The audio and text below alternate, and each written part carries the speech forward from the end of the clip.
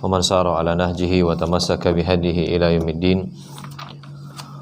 اللهم إنا نسألك علما نافعا ورزقا طيبا وعملا متقبلا. اللهم اجعلنا هداة مهتدين غير ضالين ولا مضلين. اللهم amin. Alhamdulillah hadirin yang saya muliakan, yang saya cintai, yang saya hormati karena Allah Subhanahu wa taala. Alhamdulillah kita tentu bersyukur kepada Allah. Jelas enggak suaranya? Jelas ya? Kita bersyukur sekali kepada Allah Subhanahu wa taala atas nikmat Allah Subhanahu wa taala yang sangat banyak, dan nikmat Allah yang Allah berikan kepada kita yang harus kita syukuri terus. Di antaranya adalah nikmat menuntut ilmu. Allah mudahkan kita untuk belajar agama. Allah berikan kita semangat untuk terus berusaha mendekatkan diri kita kepadanya dengan ilmu. Maka alhamdulillah atas nikmat Allah Subhanahu wa taala yang besar ini. Karena ma'asyiral muslimin rahimani wa rahimakumullah, bagaimana kita tahu sesuatu itu dicintai oleh Allah atau tidak kalau bukan dari menuntut ilmu, kalau bukan dari belajar? Bagaimana kita bisa beribadah kepada Allah Subhanahu wa taala dengan benar kalau seandainya kita tidak punya ilmu atau tidak belajar? Bagaimana kita bisa selamat untuk pulang kampung, yaitu surga, kalau seandainya kita tidak mengetahui jalannya yang benar, jalannya yang benar? Maka alhamdulillah yang telah memudahkan kita untuk duduk bersama untuk belajar agama kita yang mulia. Semoga Allah Subhanahu wa taala terus berikan nikmat ini kepada kita sampai kita meninggal dunia, amin ya rabbal alamin. Dan kita kasih udzur mungkin saudara-saudara kita yang mereka tidak bisa hadir, ada udzur, ada alasan syar'i, mungkin ada kesibukan yang lebih penting dari ini, tidak bisa hadir. Semoga Allah Subhanahu wa taala berikan kemudahan pada urusannya. Kalau seandainya punya udzur, Kalau saya tidak punya udzur, maka kita doakan semoga Allah Subhanahu wa taala berikan hidayah. Karena Bapak Ibu yang dimuliakan oleh Allah, perlu kita ingat kita semua akan mati, dan kita semua seharusnya yang sadar akan hal tersebut berusaha membekali diri dengan amalan soleh. Karena apapun yang kita miliki, sebanyak apapun yang kita miliki, itu akan kita tinggalkan. Istri secantik apapun akan kita tinggalkan dan akan dinikahi orang kalau seandainya masih cantik.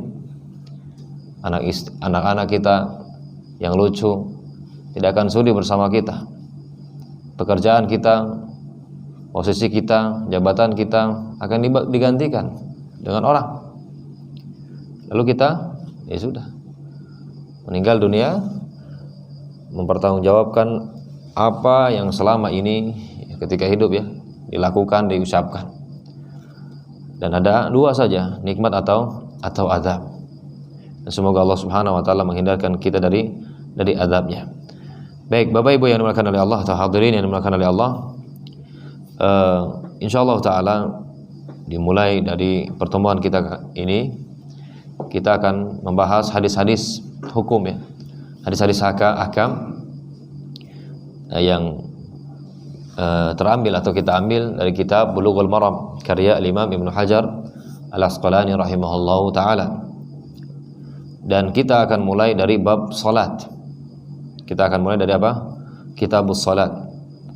Jadi kita akan bahas hadis-hadis yang dibawakan oleh penulis yang beliau cantumkan di bab-bab ini. Ini di kitab salat, beliau nanti bawakan bab-babnya. Kenapa kita langsung salat, tidak thaharah dulu? Karena katanya sudah pernah bahas hadis-hadis tentang thaharah di sini bagi yang hadir, bagi yang hadir. Atau kalau masalah thaharah mungkin sebagian besar kita sudah mempelajarinya. Kalaupun seandainya belum, silahkan tinggal dipelajari, dipelajari juga supaya kita beribadah kepada Allah Subhanahu wa taala dasarnya, landasannya itu jelas. Jelas. Baik, hadirin yang dimuliakan oleh Allah, kenapa kita bahas ini? Karena kita sadar sekali sebagai seorang muslim kita dituntut untuk sholat, untuk melaksanakan kewajiban sholat. Dan sholat ini ibadah, dan ibadah itu tidak akan beres, tidak akan benar ya pelaksanaannya kecuali kita mengilmuinya. Jadi jangan sampai kita sholat ternyata tidak paham hukum-hukum yang berkaitan dengan apa? Dengan sholat. Jadi selama ini cuman ikut-ikutan, cuman apa? Ikut-ikutan aja, nggak tahu hukum-hukumnya. Dan ini termasuk musibah, ya, termasuk musibah yang menimpa seorang muslim ketika dia tidak memahami sholat, padahal diwajibkan setiap hari, kewajiban setiap hari ini yang harus ditunaikan. Namun apa? Tidak tahu hukum-hukumnya. Ini termasuk musibah. Ya, jadi hadirin yang dimuliakan oleh Allah, jangan kita sangka bahwa musibah itu hanya ketika terjadi kecelakaan, ya, terkena pukulan atau benturan, tertimpa sesuatu, ya itu celaka juga. Tapi kecelakaan yang terbesar adalah ketika kita jauh dari Allah Subhanahu wa taala, dan ketika kita tidak memahami agama Allah Subhanahu wa taala padahal itu diwajibkan kepada kita. Oleh karena itu pentingnya kita menyadarkan diri kita akan ya pentingnya menuntut ilmu syar'i. Kita butuh dengan ilmu ini karena kita diciptakan oleh Allah Subhanahu wa taala untuk beribadah kepadanya. Dan ibadah tidak bisa kita lakukan dengan benar kecuali dengan menuntut ilmu terlebih dahulu. Baik hadirin yang dimuliakan oleh Allah, jadi intinya kita akan bahas hadis-hadis tentang salat ya di Kitabus Shalah yang ada di dalam kitab Bulughul Maram, dan kitab ini sangat masyhur ya, sangat populer di kalangan penuntut ilmu ya, para ulama, para masyayikh, para kiai ya. Karena hadis-hadisnya mencakup ya fikih dia. Jadi hadis-hadis tentang hukum. Tentang apa? Tentang hukum. Imam-imam mazhab membahas kitab ini ya, mensyarah kitab ini karena bagus sekali ya, karena bagus sekali kitab ini mengandung hadis-hadis Nabi Shallallahu Alaihi Wasallam yang bisa dijadikan dasar dalam beribadah. Dan emang seperti itu harusnya kita sebagai seorang muslim ketika beribadah harus apa? Harus ada dasarnya. Kalau bisa hafal alhamdulillah, kalau seandainya tidak hafal ya minimal tahu oh ada dasarnya gitu ya. Ada dasarnya. Kemarin saya ngaji ada kitabnya di kitab ini itu. Ya, ada hadisnya di kitab ini gitu. Jadi kita punya dasar, kita tahu ketika kita melakukan sesuatu berkaitan dengan sholat, kita tenang, oh ini ada dasarnya. Ada. Ya. Jadi tadi jangan sampai kita cuman sekedar ikutan nggak jelas ya. Ikut-ikutan tapi nggak jelas gitu. Ya. Sehingga apa? Tidak paham, tidak berilmu. Akhirnya ketika ada orang melakukan sesuatu padahal itu ada dari Nabi, jelas sahih hadisnya, karena dia tidak tahu atau kita tidak tahu, akhirnya apa? Wah ini kelompok baru dari mana ini ya? Langsung apa? Menjas ini kelompok baru dari mana nih? Padahal orang tersebut mengamalkan apa? Hadis Nabi Shallallahu Alaihi Wasallam ya, karena kitanya yang nggak tahu. Cuman musibahnya, masalahnya ketika kita tidak tahu bukannya bertanya, malah apa? Memvonis. Nah ini ya. Makanya sering sekali saya berpesan kepada kawan-kawan ya, kepada kaum muslimin, ketika melihat ya orang melakukan suatu amalan dan kita tidak tahu ini amalan kok dilakukan ya sama dia, coba tanya dasarnya apa, karena nggak mungkin dia mengamalkan sesuatu tanpa ada dasarnya, nggak mungkin, pasti ada dasarnya. Tanya itu dasarnya apa gitu, di Al-Quran hadis ada nggak tuh? Kalau ada saya mau juga amalkan. Ya kalau memang benar sahih, ya dalilnya benar dan cara pendalilannya juga benar, penerapannya benar.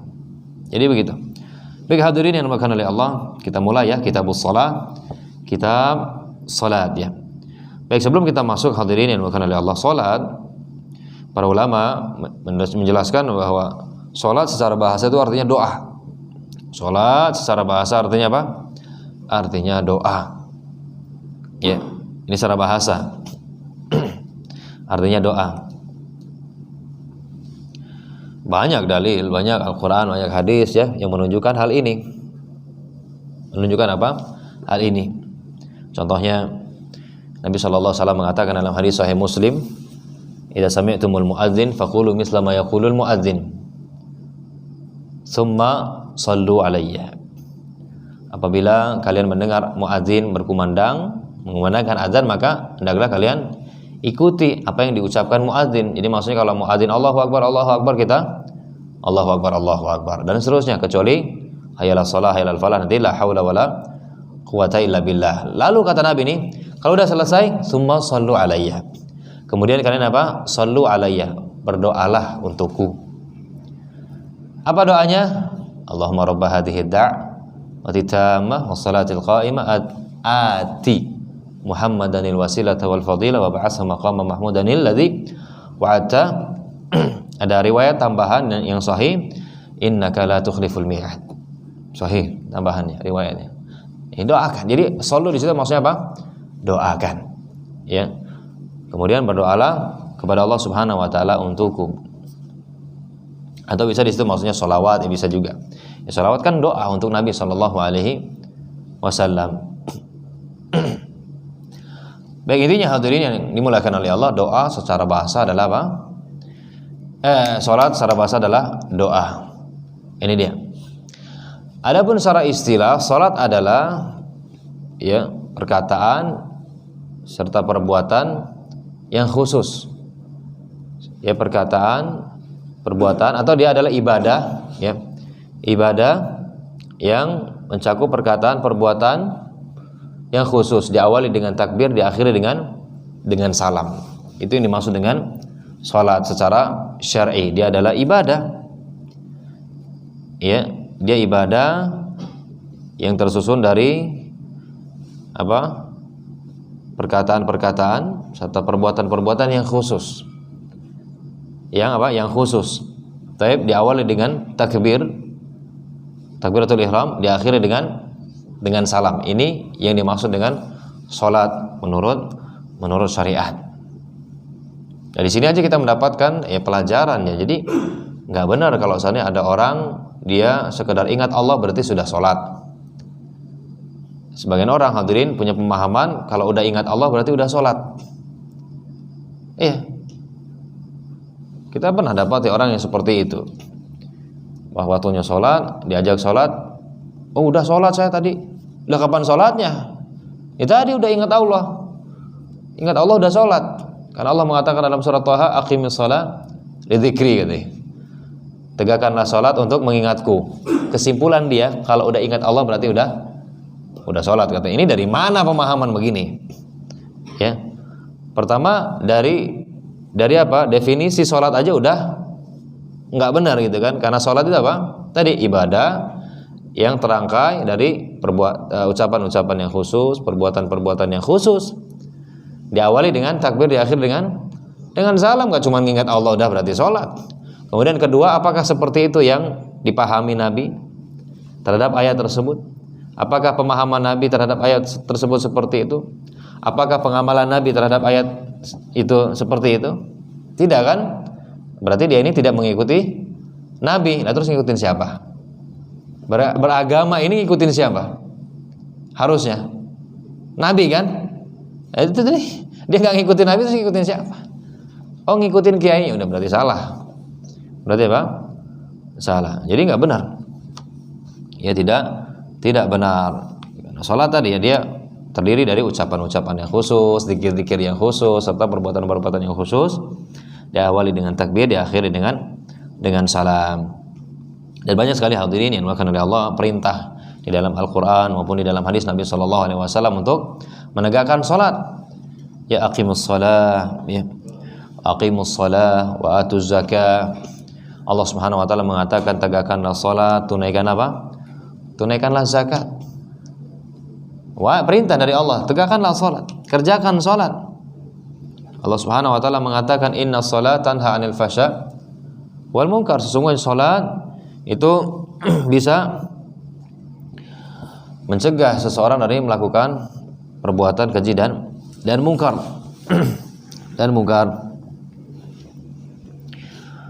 Baik, ala kulli hal ma'asyiral muslimin, banyak sekali perintah ya di dalam Al-Qur'an atau di dalam hadis Nabi sallallahu alaihi wasallam tentang atau yang menunjukkan wajibnya sholat, dan ini ijma para ulama. Para ulama sepakat wajibnya ya sholat bagi ya kaum muslimin dan muslimat kecuali ada udzur ya, kecuali ada udzur.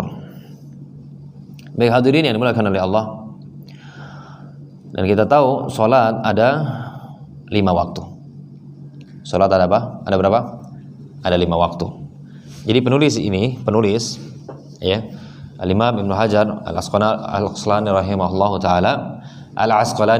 taala, beliau di awal kali membahas bab tentang mawaqit, tentang waktu sholat ya.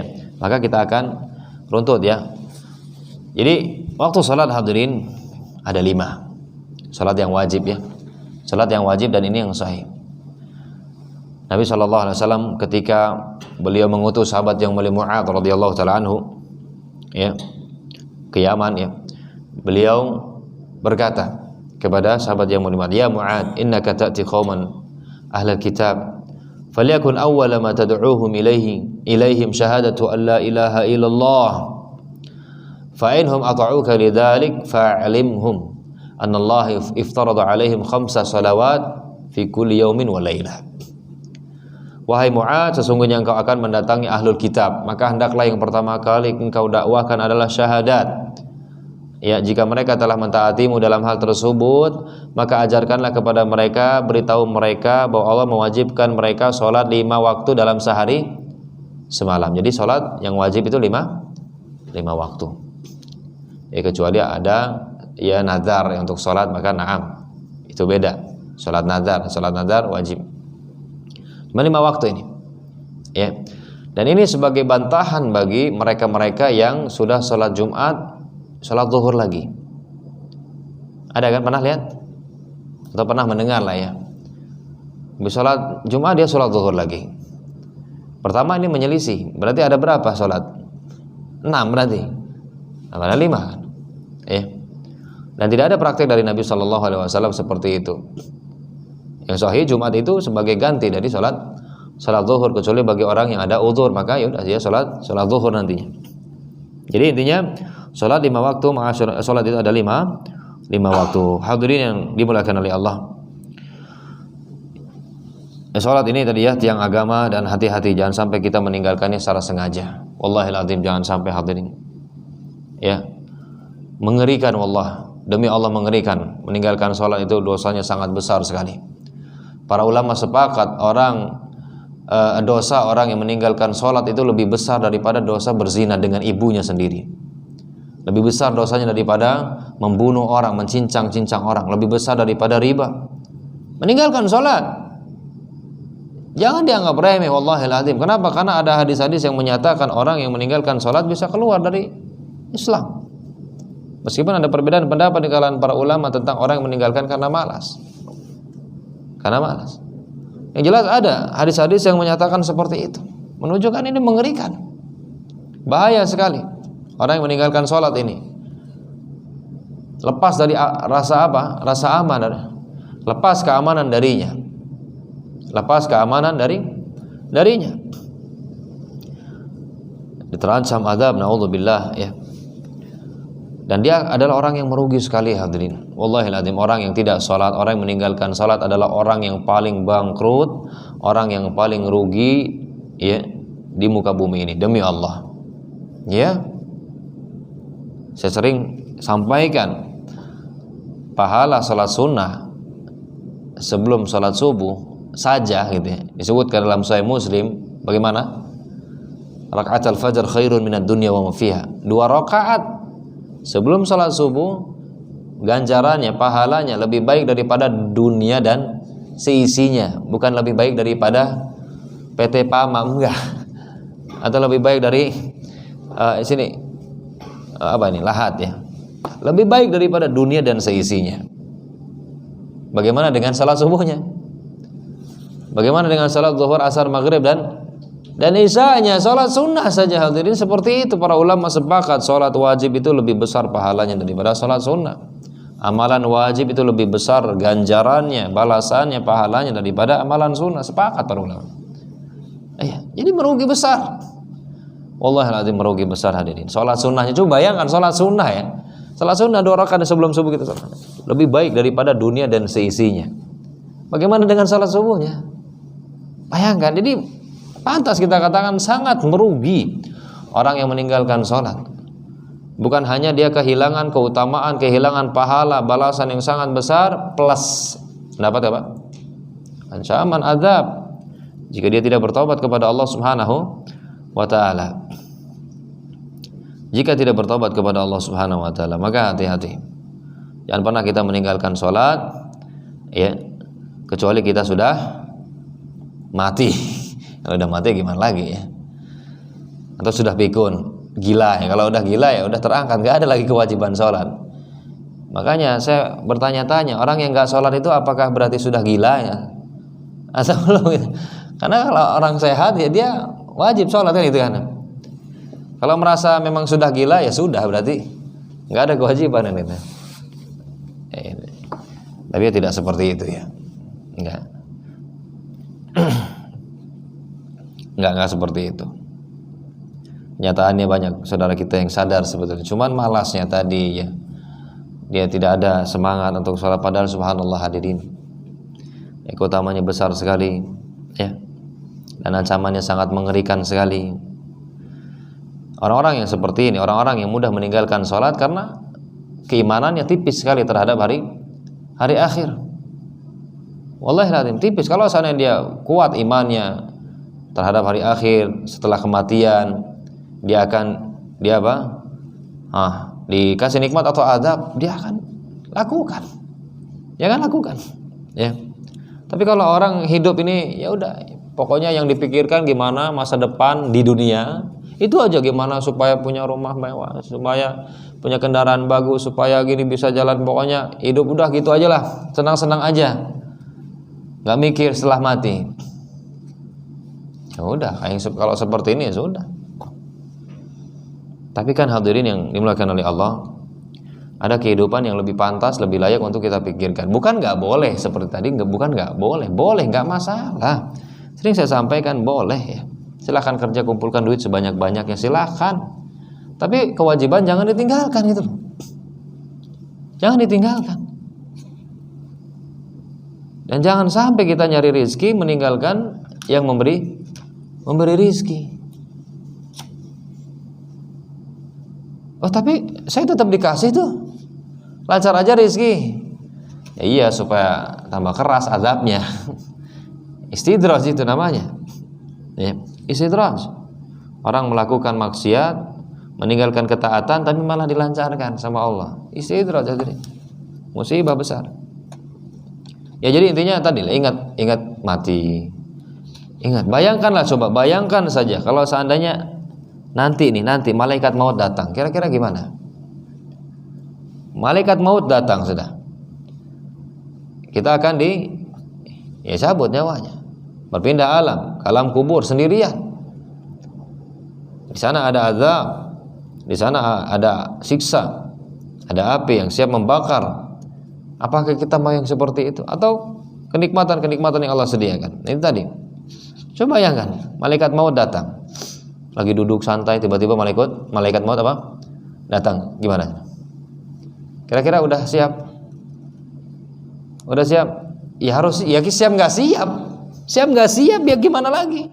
Makanya mumpung malaikat maut belum datang, kita siap gitu loh. Siap. Nggak beda kita mau safar kan, mobil belum datangnya kita udah siap nih. Besok mau safar, itu besok kita udah rencanakan. Ini masalahnya mati nggak bisa. Nah, besok saya mau matilah, mau bunuh diri salah juga.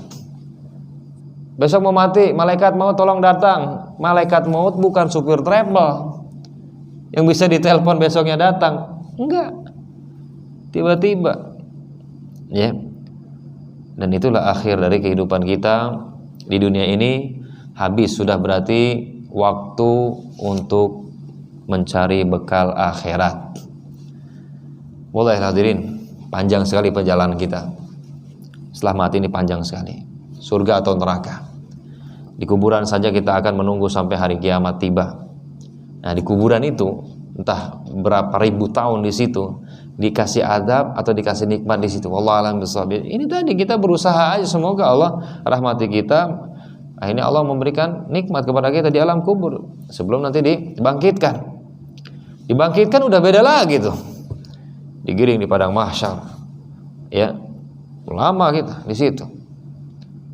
Dibangkitkan sesuai dengan keadaan kita di dunia. Gimana? Ya. Kondisi kita di dunia bagaimana? Belum lagi nanti ada persidangan, hisab gitu ya. Adanya pemberian catatan amal, adanya mizan, adanya sirat. Ya, haud sirat. Luar biasa itu, subhanallah sirat. Pernah dengar lah minimal ya. Siratal mustaqim. Itu akan kita lewati. Ini bukan dongeng. Bukan dongeng, hadirin, bukan. Ya, itu akan kita lewati dan betul-betul akan kita lewati. Nyata Allah Subhanahu wa taala katakan di dalam Al-Qur'an dan Nabi sallallahu alaihi wasallam bersabda dalam hadisnya. Semua kita akan melewatinya. Siapapun orang yang mau masuk surga lewat situ. Mau enggak mau. Ya, disebutkan dalam riwayat sirat ahaddu minas saif wa adaqqu minasy-sya'r, lebih tajam daripada pedang dan lebih tipis daripada rambut. Coba bayangin itu jembatan modelnya bagaimana. Bayangin jembatan kalau ada di dunia aja itu lembah, ini lembah, bambu aja cuma satu bambu. Jembatannya cuma satu nih, bambu doang, bambu satu. Enggak ada pegangannya. Kira-kira gimana? Telapak tangan, telapak kaki keringat semua langsung kan? Di bawahnya jurang, curang. Kalau jatuh udah nggak bakalan selamat. Kita lewat itu aja udah ngeri banget ya. Gimana dengan sirat yang di bawahnya api menyala-nyala? Udah gitu gelap. Gelap. Orang-orang yang beramal soleh lah yang akan diberikan cahaya sesuai dengan amalan soleh, terang atau enggaknya nanti. Sudahlah tipis ya, lebih tipis daripada rambut, lebih tajam daripada pedang. Sudah gitu apa? Ada kalalib. Ada kalalib, masyarakat muslimin. Besi-besi yang apa? Yang bisa mencabik-cabik ya. Yang mengenai orang-orang yang Allah tetapkan untuk dikenai. Sehingga ada yang terkena jatuh dia. Bayangkan subhanallah, banyak rintangan ini. Terus kita mau ninggalin sholat, ya rahmat. Kemana kita? Makanya hadirin wallahil adzim. Ini harus kita pikirkan. Dan kematian itu nyata kan? Kita menyaksikan kan? Kalaupun gak setiap hari, pernah kita saksikan dan berulang kali kita saksikan beberapa kali orang mati. Orang yang meninggal dunia itu kan seperti kita kan? Ya dia angan-angannya panjang, pokoknya begini begitu, wacana ke depan, jadi ini jadi itu rencananya. Tiba-tiba mati. Kita pun gitu. Kita pun akan apa? Ya, tiba-tiba meninggal dunia, sudah habis waktu bukan. Makanya ini, mumpung masih hidup, ayo kita kerjakan sholat benar-benar. Mendekat dengan Allah Subhanahu wa taala, memohon keteguhan, memohon kemudahan dari Allah Subhanahu wa taala agar melaksanakan sholat dengan benar. Baik, hadirin yang dimuliakan oleh Allah, kita akan langsung bahas ya hadis-hadisnya. Di sini beliau bawakan babul mawaqit, bab al-mawaqit, bab waktu-waktu salat. Bab waktu-waktu salat. Baik, perlu diingat hadirin ya, waktu salat, masuknya waktu salat adalah syarat sah salat ya. Syarat sah apa? Salat. Jadi kalau ada orang salat sebelum waktunya ya enggak sah. Enggak sah. Orang contohnya, dan ini pernah saya dapatin ibu-ibu waktu itu. Saya lagi safar, mampir ke musola. Ini sekitar 20 menitan lagi lah, pokoknya masih belum masuk waktu sholat zuhur. Ibu-ibu udah buru-buru tuh, pakai mukena, Bu mau ngapain? Mau sholat. Belum masuk, Bu. Aduh, saya buru-buru, itu ditungguin travel katanya, saya mau sholat duluan. Biasa mama. Saya nggak bisa ngomong, gimana lagi, sudah nyampe ini. Nggak sah, Bu. Kayak gitu jawabannya tadi. Nggak sah tadi. Bukan kita yang ngatur. Mau sholat zuhur sekarang jam 9 contohnya. Ntar jam 12 repot, jam 9 aja. Nggak bisa. Ya. Nggak bisa seperti itu. Inna salata kanat 'alal mu'minina kitaban mawquta. Sesungguhnya salat itu kewajiban orang-orang beriman yang sudah ditentukan waktunya. Ditentukan oleh siapa? Oleh Allah Subhanahu wa taala, bukan kita, ya. Bukan kita yang ngatur-ngatur, sudah ada aturan dalam syariat, ya. Jadi syarat sah untuk melaksanakan salat. Jadi kalau ada orang sholat sebelum waktunya, belum masuk waktunya, ya udah diulang lagi nanti pas masuk waktunya. Karena itu nggak sah sholatnya. Itu tidak sah. Baik, ingat hadirin, ya, sholat di waktunya itu adalah amalan yang dicintai oleh Allah Subhanahu wa taala, ya. Dicintai oleh Allah Subhanahu wa taala. Nabi sallallahu alaihi wasallam pernah ditanya oleh sahabat yang mulia Ibnu Mas'ud, ya Rasulullah, ayyul amali ahabbu ilallah, amalan apakah yang paling dicintai oleh Allah? Para sahabat tuh kalau bertanya amalan yang paling dicintai, kenapa? Karena pahalanya lebih besar. Amalan yang dicintai oleh Allah pahalanya lebih besar tentunya, lebih meninggikan derajat. Makanya ditanya oleh para sahabat. Nabi pun menjawab apa? As-salatu ala waqtiha. Salat di waktunya. Salat di waktunya, ya. Ini dia. Sebenarnya ulama mengatakan kecuali ada udzur seperti safar. Seperti apa? Seperti safar, ya. Mau jamak takhir contohnya, maka tidak masalah. Maka tidak masalah, ada dalil yang lain. Baik hadirin yang dimuliakan oleh Allah, dalam riwayat lain disebutkan fi awwali waqtiha, di awal waktunya. Di awal waktunya ini. Tapi ini pun ya dilihat maslahatnya, ya.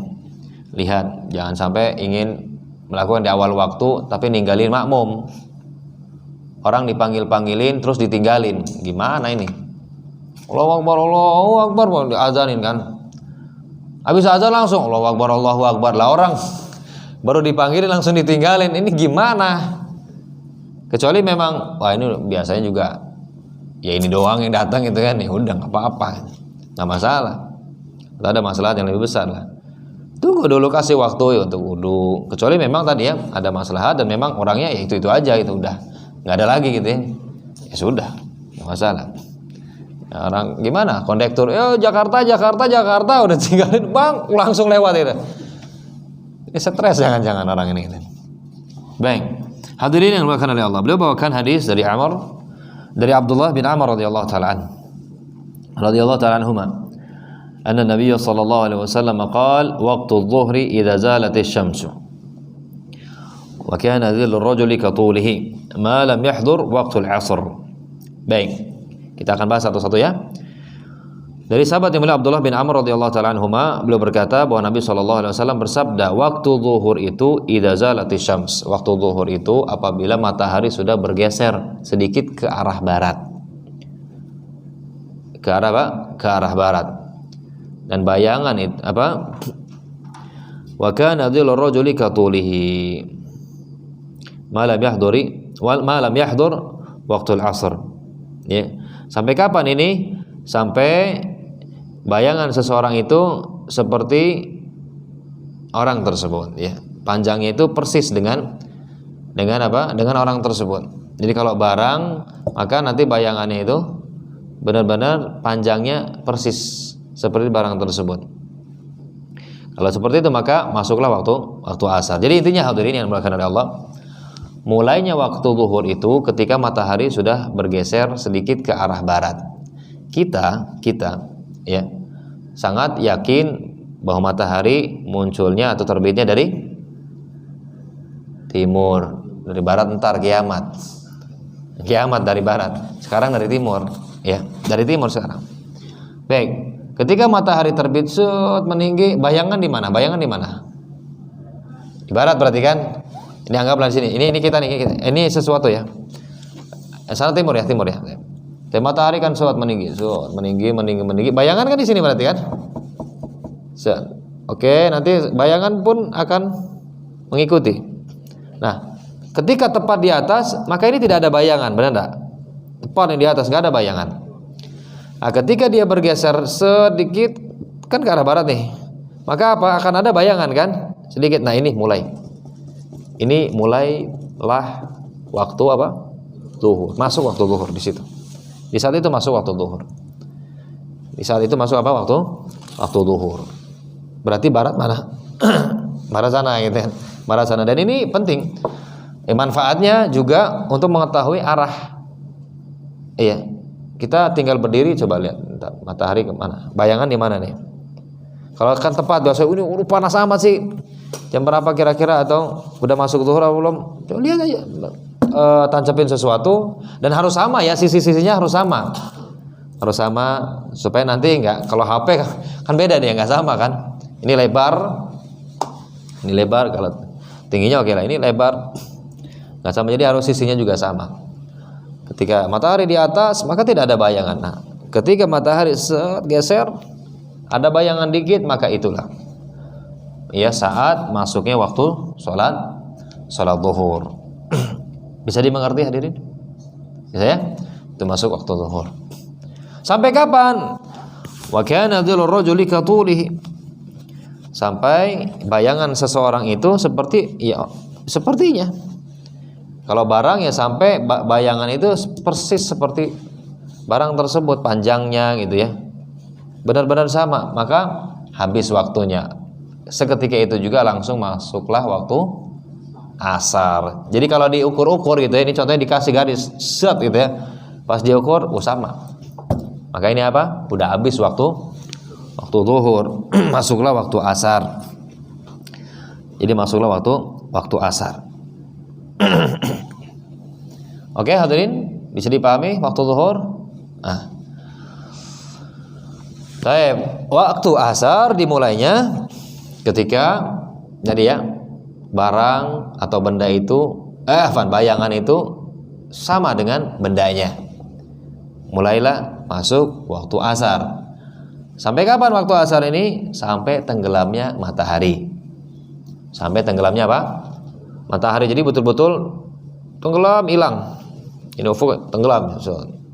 Udah tenggelam benar, maka habis berarti. Maka sudah habis waktu asar. Maka habislah waktu asar. Gampang kan? Ya. Baik, jadi kapan mulainya waktu asar? Ketika bayangan seperti bendanya. Seperti bendanya. Taib. Ya, coba. Kan gitu kan kalau disenterin ini matahari kan? Ya. Ya kan bayangan sini kan. Matahari kan terus akan bergeser set gitu. Ya dah. Kalau dari sana lah set ya kan. Ini enggak ada. Set geser dikit, masuk waktu zuhur terus sampai sama nih. Oh, sama ini.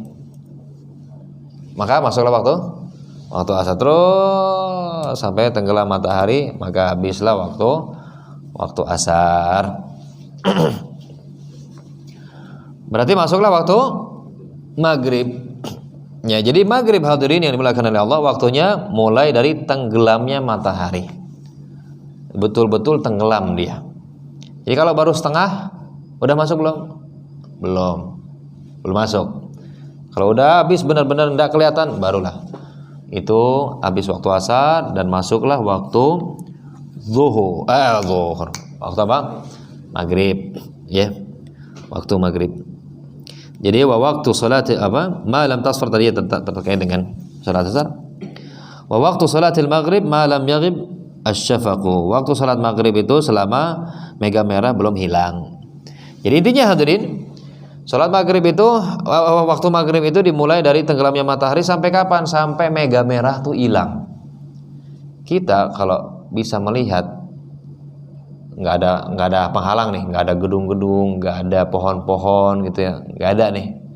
Itu kan akan terlihat di ufuk tuh merah-merah kan pas tenggelam matahari. Itu masih masuk waktu masih di waktu maghrib masih.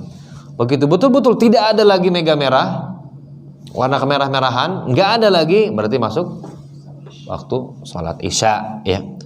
Waktu salat isya. Jadi waktu salat isya itu masuknya ketika mega merah sudah hilang. Tidak ada lagi. Ya, mega merah.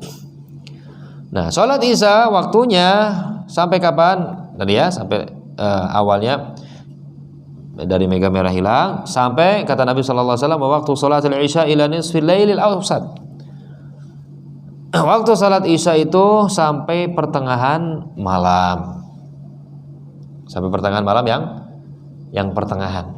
Pertengahan malam yang pertengahan. Maksudnya gimana? Jadi gini. Inti pahami dulu deh. Waktu salat isya itu sampai tengah malam. Waktunya sampai tengah malam. Jadi gini. Kan ada awal malam, pertengahan malam, sepertiga terakhir ya. Sepertiga malam terakhir. Gimana cara mengetahuinya? Udah kita ketahui waktu tenggelamnya matahari dan waktu terbitnya fajar atau waktu subuh. Tinggal dibagi 3. Tinggal dibagi apa? 3. Dalam riwayat Imam Ahmad disebutkan di situ ila nisfil lail. Kata Nabi udah gitu doang. Jadi waktu sholat isya itu sampai pertengahan malam. Sampai pertengahan malam. Gimana cara mengetahui tengah malam tadi? Jam berapa? Anggaplah jam 6 ya. Anggaplah gampangnya gitu ya. Jam 6 maghrib. Subuh jam 4. Jam 5 lah, oke, jam 5 lah, anggaplah. Baik, berarti tengahnya itu jam berapa? Kalau dibagi 2 tuh. 11. Jam 11 berarti. Jadi waktu isya sampai jam 11. Jadi kalau ada orang sholat isya di luar itu, lebih dari itu, dia berarti sholatnya di luar waktu.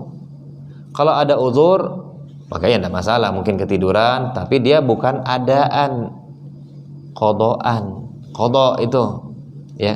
Kalau ada itu di waktunya. Kalau di luar waktunya itu namanya apa? Qodo, ya, qodoan. Ini dia, dan ini pendapat yang sahih.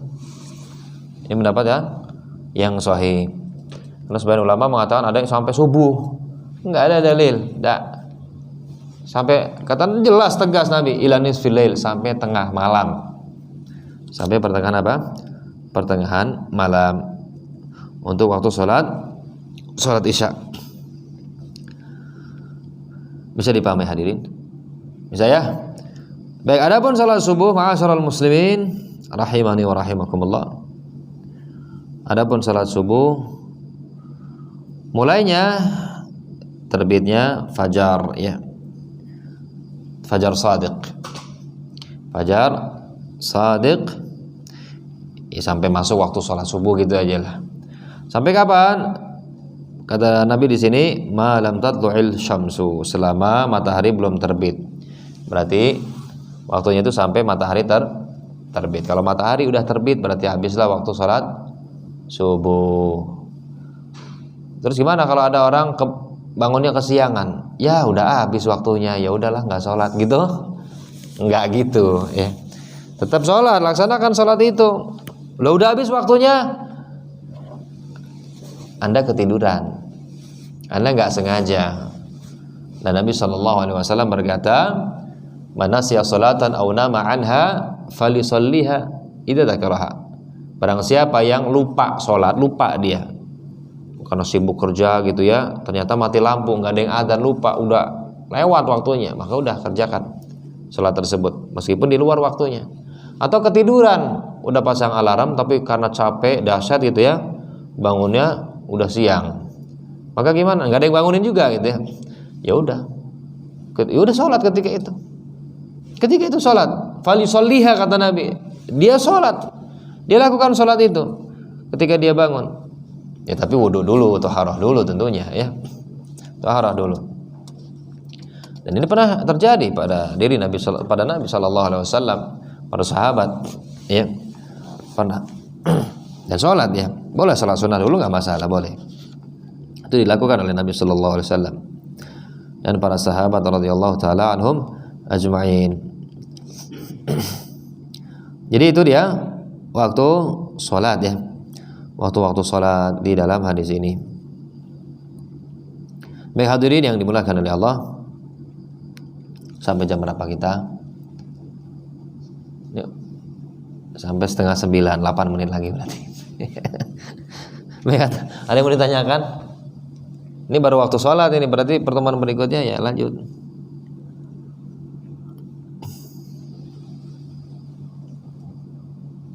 Tidak ada yang ditanyakan. Baik. Hadirin yang dimuliakan oleh Allah, kita karena masih ada ya waktunya 8 menit.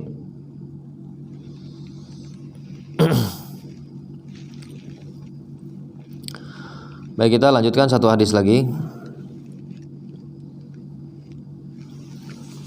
Atau coba kita ulang lah supaya ingat lah ya. Supaya ingat, kayaknya kurang cukup waktunya.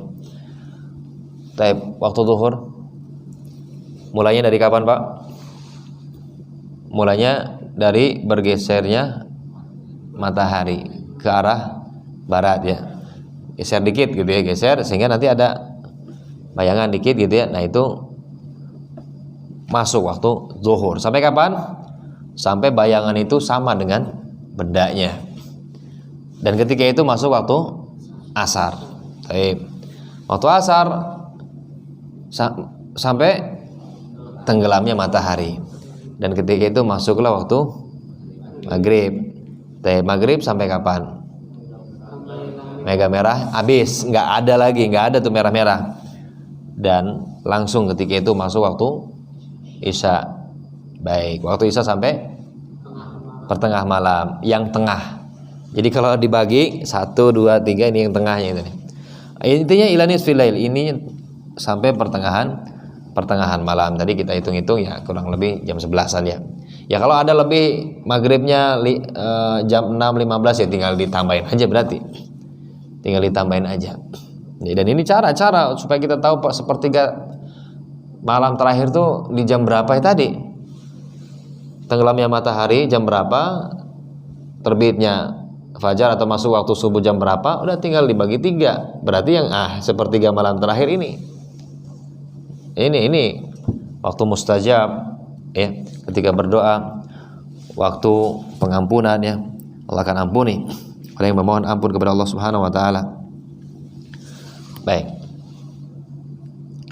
Oke, karena nggak ada yang bertanya, hadirin yang dimuliakan oleh Allah, dan juga mungkin mata udah pada sepat.